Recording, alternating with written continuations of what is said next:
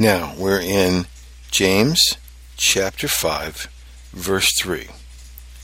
Reading from the King James Bible, quote, "Your gold and silver is cankered, and the rust of them shall be a witness against you, and shall eat your flesh, as it were fire. Ye have heaped treasure together for the last days." Unquote. English Standard Version, quote, "Your gold and silver have corroded, and their corrosion will be evidence against you, and will eat your flesh like fire. You have laid up treasure in the last days." Unquote. Young's Literal Translation, quote, "Your gold and silver have rotted, and the rest of them for a testimony shall be to you, and shall eat your flesh as fire. Ye made treasure in the last days." Unquote. Alright, I'm going to do something unusual. I'm going to read this for you in the Phillips translation. It's a paraphrase, so it's not worthy to be studied in my personal opinion. But I'm going to read this for you, for all of you who are not jewelers. By trade, I am a jeweler, so I understand this verse very much. And I was raised in the country, in a small farm. So I understand this one very, very much. But for those who do not, let me read this to you in this translation. Actually, paraphrase. Quote, "Your richest goods are ruined. Your hoard of clothes are moth-eaten. Your gold and silver are tarnished. Yes, their very tarnish will be the evidence of your wicked hoarding, and you will shrink from them as if they were red hot. You made a fine pile in these last days, haven't you? But look," and it continues on. So this is the paraphrase of that. Helps give you an understanding a little bit of where it's going. Now I'm going to change this up just a little bit. Let's go ahead and look at John Gill's commentary on this, and then we'll go ahead and parse it out. Quote, "Your gold and silver is cankered," unquote, "or grown rusty like iron by lying around without use. This is not easily and quickly done, but in length of time gold and silver will change and contact a rustiness look. And so this conveys the same idea of hoarding up riches and laying up money without making use of it in trade for the support of the poor and without distributing it to their necessity." Footnote: when they're talking about rustiness, they're talking about gold that has impurities in it, that has a low degree of carat weight, like for instance 10 and 9 karat gold. It can look so old that it just looks like it's rusting, even though it's not. It looks like it. Pure gold, of course, cannot rust. But when you get these impurities in it to knock it down in its carat weight, content-wise, then it can get that look to it. Silver, of course, can go ahead and tarnish. So it gives it a look like it's rusting, even though it's not. Let's continue on. Quote, "And the rest of them shall be a witness against you," unquote, "at the day of judgment, which will be a proof that they have not been employed to such services and for such usefulness as which they were designed and given." Quote, "And shall eat your flesh as it were fire," unquote. That is, a remembrance of this, a sense of it impressed upon them, shall be like fire in their bones, shall distress their minds, gnaw their consciences, and be in them the worm that never dies, and the fire that shall never be quenched.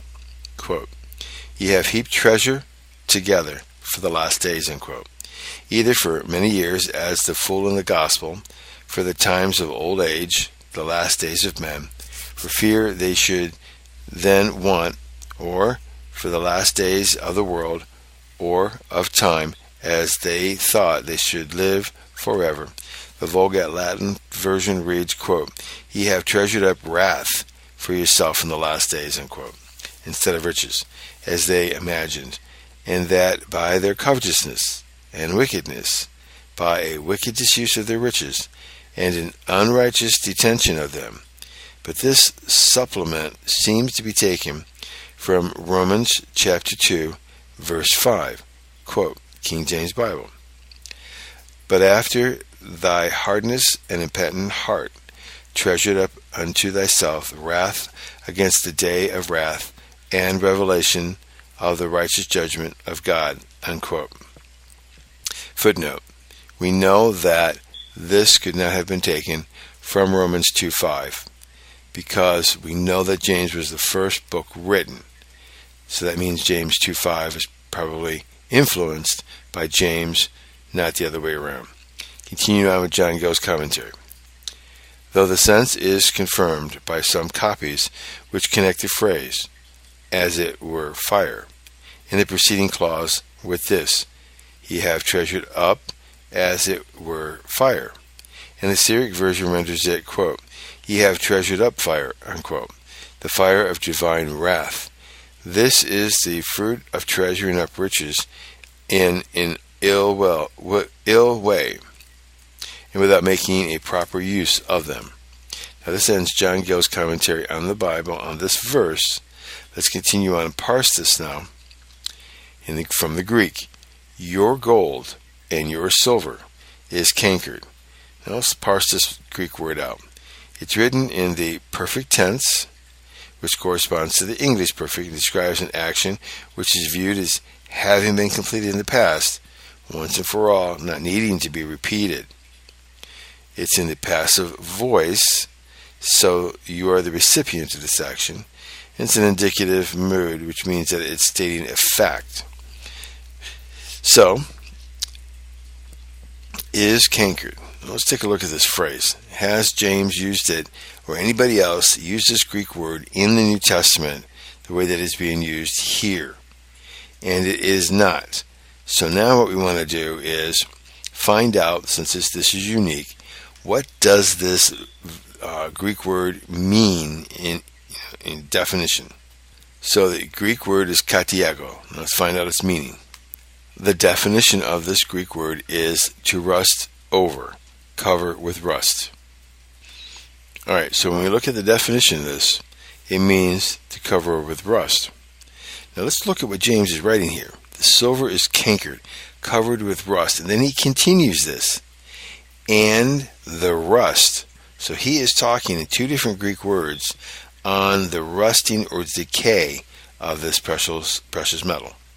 So he first uses katiago for is cankered, and ias for the rust. So he's using two different terms to discuss this rusting. So he's stressing that he is talking about this decay.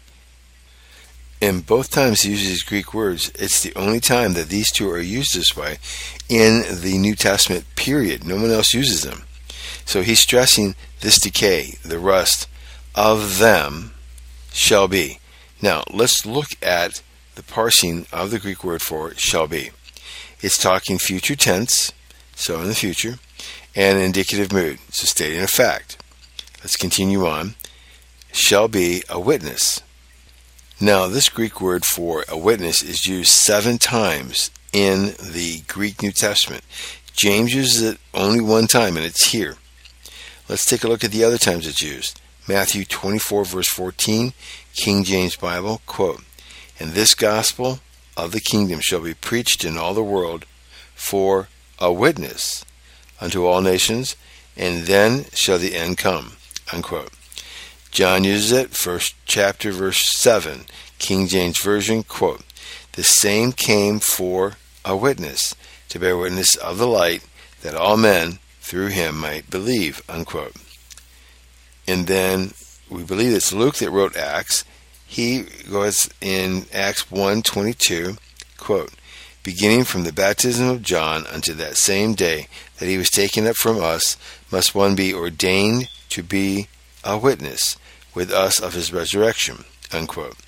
And again he uses it in Acts 26:16, quote, but rise and stand upon thy bed, for I have appeared unto thee for this purpose, to make thee a minister and a witness, both of these things which thou hast seen, and of those things in the which I will appear unto thee, unquote. And then again in Hebrews 10:15, quote, whereof the Holy Ghost also is a witness to us, for after that he had said before, unquote. And then lastly, Peter uses it in 1 Peter chapter 5, verse 1. Reading from the King James Bible, quote, "The elders which are before you I exhort, who am also an elder and a witness of the sufferings of Christ, and also a partaker of the glory that shall be revealed," unquote. And the definition of this Greek word is for a testimony unto them, a witness. Continuing on with the Greek parsing, a witness against you, and shall eat. Let's look at that Greek word for shall eat. All right, now James only uses this Greek word one time, but let's look at the others that have used it. John used it in Revelation chapter 17, verse 16, King James Bible, quote, "And the 10 horns which thou sawest upon the beast, these shall hate the whore, and shall make her desolate and naked, and shall eat her flesh, and burn her with fire," unquote. Let's take a look at when was the first time that this was used. Let's read Matthew 6, verse 25, quote, "Therefore I say unto you, take no thought of your life, what ye shall eat, or what ye shall drink, nor yet for your body, what ye shall put on. Is not the life more than meat, and the body than raiment?" Unquote. And Mark uses it 14, verse 14, quote, "And wheresoever he shall go in, say ye to the goodman of the house, the master saith, where is the guest chamber, where I shall eat the Passover with my disciples," unquote. Continue on with the parsing now. "Shall eat your flesh, as it were." Now, the Greek word for "as it were" is only used one time by James, but it's used several times in the New Testament. And it means exactly how it sounds, as it were. Continue on with the parsing. Fire. "As it were fire. Ye have heaped treasure together." Now let's look at this phrase, "ye have heaped treasure together." The Greek word that's used for that. Thesariso is the Greek word. Now let's take a look at the definition of it. This is only used one time by James in the Greek New Testament. Okay, the definition: to gather and lay up, to heap up, to store up. Now let's parse out the Greek word. It's written in the aorist tense. And remember, that's characterized by an emphasis on the punctual action without concept of past, present, or future tense. So it's focused on the action. And it's written in the active voice, so you, in indicative mood, stating a fact. Continuing on. "Ye have heaped treasure together for the last days."